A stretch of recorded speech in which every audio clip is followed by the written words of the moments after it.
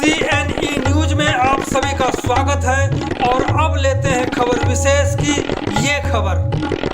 चंडीगढ़ प्रशासन के engineering wing ने ठेके के कर्मचारियों को भूखे मरने के लिए मजबूर कर दिया है। कई जायज मांगों को लेने के लिए इन कर्मचारियों को हक की तरह नहीं बल्कि भीख की तरह मांगना पड़ रहा है। इसके बाद भी कोई जेई से लेकर प्रशासक तक सुनने वाला नहीं है। अब हालत यह है कि यूटी चंडीगढ़ एसएस फेडरेशन ने इंजीनियरिंग विंग को चेतावनी देते हुए कहा है कि यदि उनकी मांगें नहीं मानी गई तो 12 मई को सभी हड़ताल पर चले जाएंगे। इस हड़ताल को समर्थन देने के लिए शहर के अन्य कर्मचारी यूनियनों ने भी कह दिया है कि कर्मचारियों के साथ अन्याय नहीं होने देंगे। तो सुनते हैं यूटी चंडीगढ़ एसएस फेडरेशन के प्रधान रंजीत मिश्रा को। क्या है पूरा मामला? सर मैं धन्यवाद करूंगा अपने CNE न्यूज़ का, जिन्होंने कर्मचारियों के हकों की आवाज़ को अफसरों तक पहुंचाने का काम करते हैं। और मैं बात करूंगा सर इंजीनियरिंग डिपार्टमेंट का, जो पब्लिक हेल्थ और इंजीनियरिंग डिपार्टमेंट एक ही चीफ हैं हमारे ओझा साहब। और ये मसला कई सालों से चलता आ रहा है। जैसे कि मैं मुद्दे पे आ जाऊँ, जिस कारण कर्मचारी रोष में हैं और तकलीफ़ में है। परसों हमारी मीटिंग शांति कुंज में हुई है और वहाँ पे ऐलान कर्मचारियों ने कर दिया है कि आने वाले 12 तारीख को मई को हम, अगर हमारा ये डिमांड नहीं पूरा होता जो पिछले कई सालों से चलता आ रहा है, तो हम 12 तारीख से काम छोड़कर सभी चीफ ऑफिस या एक्सीएन या SC ऑफिस बैठ जाएंगे।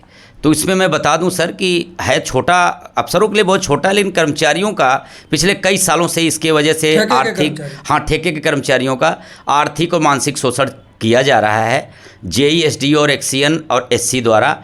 लेकिन चीफ साहब तक पहुंचने के बाद भी आवाज़ सुनवाई उनकी नहीं होती। तो अब कर्मचारियों ने सेक्रेटरी इंजीनियरिंग को रिक्वेस्ट किया है कि इस मसले को संज्ञान में लेते हुए हमारे ऊपर ध्यान दिया जाए और हमारे मसले ये हल कराया जाए, अन्यथा मैं 12 तारीख को हड़ताल पे चले जाएंगे। मैं मेन आपको बता दूं कि जो इनके डिमांड हैं वो, एक तो बड़ी समस्या ये है कि हमारी जिग्ना मैडम है SC हैं और मोहित सिंगल जी हैं, कोई नए आए हैं डेपुटेशन पे, दोनों पोस्टें डेपुटेशन की है। जिग्ना मैडम भी डेपुटेशन पे हैं। डिमांड क्या है? और मोहित जी भी, एक्सचेंज साहब भी डेपुटेशन पे हैं। शायद इनको कर्मचारियों का सूद नहीं लिया जाता। 3 महीने से डिवीज़न नंबर 13 CP 6 सेक्टर 26 के 27 कर्मचारी पिछले 1 फरवरी से घर बैठा दिए गए हैं, ये कह के कि ठेका ख़त्म हो गया, ठेका होगा तो दोबारा आपको बुलाएंगे। लेकिन 3 महीने से आज तक उनका सूद नहीं लिया जा रहा है। और कर्मचारी जब मिलने जाते हैं तो वहाँ SC मैडम, जिग्ना मैडम का ये रवैया होता है कि आप कौन हो, कहाँ से आए हो, आपका जेई कौन है, SDO कौन है, मतलब उनको और थ्रेट करने का काम किया जाता है। 3 महीने से सैलरी नहीं, उनको 3 महीने से घर बैठाया हुआ है। उसके बाद ही अफसरों का रवैया है, इसलिए कर्मचारी रोष में हैं और 12 तारीख को हड़ताल करेंगे। तो ये उनका ठेका नहीं किया जा रहा है, ना उनको ड्यूटी पे लिया जा रहा है। चीफ साहब तक भी ये संज्ञान में है, लेकिन नहीं काम हो रहा है। दूसरा मुद्दा इनका है कि ये गेस्टेड छुट्टी, एक बड़ा सवाल है सर। आपके माध्यम से मैं अफसरों तक ये खबर पहुंचाना चाहता हूं कि चंडीगढ़ एडमिनिस्ट्रेशन, जो हमारे अफसर साहब हैं, जैसे होम सेक्रेटरी साहब हो गए, चीफ सेक्रेटरी साहब हो गए, गवर्नर साहब से जो छुट्टियां सेंक्शन होती है, जो छुट्टियां अलाउंसमेंट होता है, तो ये कहते हैं कि आपकी छुट्टी नहीं है, जबकि संस्था बंद है।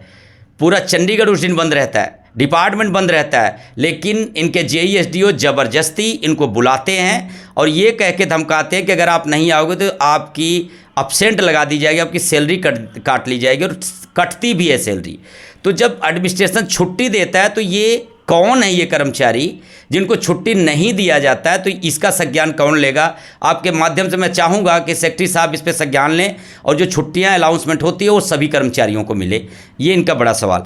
तीसरा इनका मुद्दा है इंजीनियरिंग विभाग और पब्लिक हेल्थ में 20 सालों से ये सवाल मैं चीफ साहब से भी कई बार कर चुका हूँ, एप्लीकेशन भी दे चुका हूँ, लेकिन कोई संज्ञान नहीं लिया।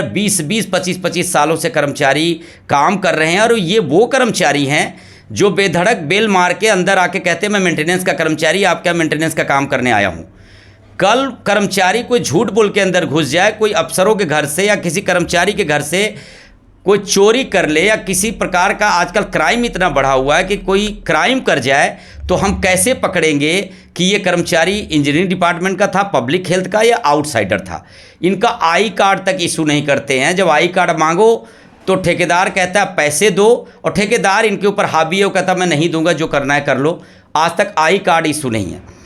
इनका चौथा मुद्दा मैं आपको बता दूं सर कि परमवीर सिक्योरिटी का ठेका 2024 में ख़त्म हो गया। 1 साल बीत गया है। डीसी रेट दोबारा लागू होने वाला है, क्योंकि ये अप्रैल का एंड चल रहा है 2025 का। डीसी रेट दोबारा लागू होगा, लेकिन 2024 और 23-24 का डीसी रेट आज तक नहीं मिला।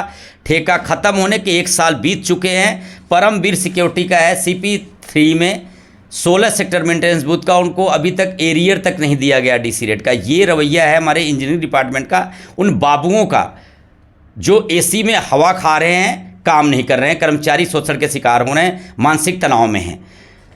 5वां मुद्दा है सर पब्लिक हेल्थ का, कारपेंटर और मेसन। बड़ा सवाल है सर। आपको मैं अधिकारियों को ये बताना चाहूँगा कि ये हालात है, कर्मचारियों के बीच में भेदभाव किया जा रहा है।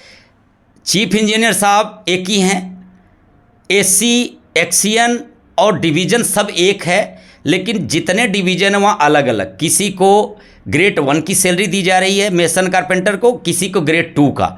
अब सवाल ये है कि अगर रूल एक है, पेमेंट एक जगह से निकल रही है, तो 2 पेमेंट क्यों, एक को ज़्यादा एक को कम?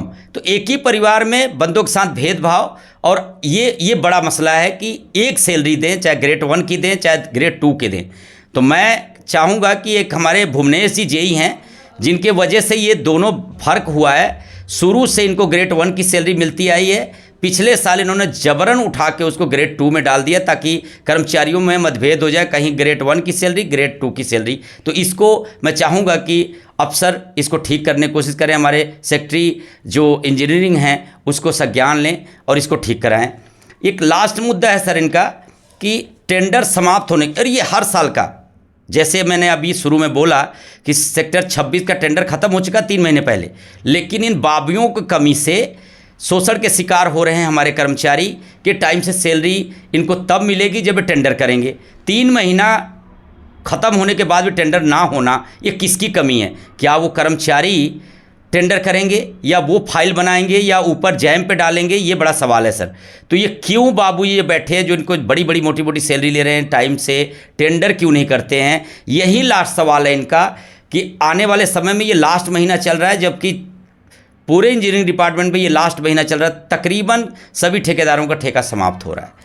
तो ये कहीं ऐसा ना हो कि जैसे 26 में 3 महीने से कर्मचारी बैठे हैं, वैसे और भी सारे इंजीनियरिंग डिपार्टमेंट के कर्मचारी बैठ जाएं, और काम कौन करेगा? आज मैं आपको बता देना चाहूँगा सर कि अफसरों को बता देना चाहूँगा कि यही कर्मचारी हैं, अगर 10 मिनट लेट हो जाएं तो इनके मुंशी, जेई, एसडीओ इनकी अपसेंट लगा देते हैं, इनको घर भेज देते हैं।